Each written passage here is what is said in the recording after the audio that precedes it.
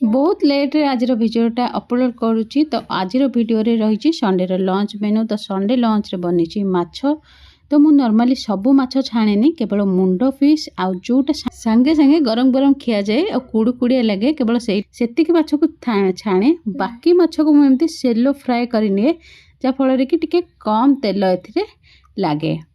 देहपाई जिते कम तेल खाइब सेते भल। एठी मु बेसर पाई एठी मसलाटा कषुची।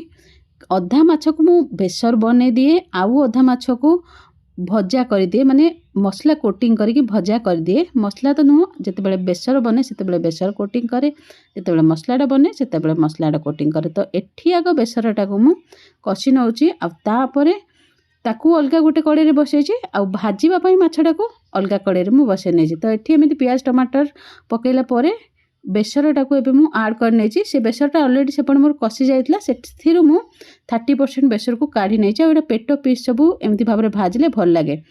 तो यहाँ मोर फ्रेश माछटा बोली मु सांगे सांगे एमती सुखिला बेसर रे पकाउची। जदि आपनकर माछ फ्रिज रे रखिचंदी साधारणतः टिके हार्ड हो जाए, तो से माछटा को मु कोन करे ना हल्का टिके बेसर रे पानी देकी तापर से माछटा को ऐड करे। सेटा धीरे धीरे पानीटा को ऑब्जर्व करके सॉफ्ट हो जाए, पूरा फ्रेश माछ भलिया माछटा लागे। तो यहाँ मोर बेसर झोलटा रेडी हो गला।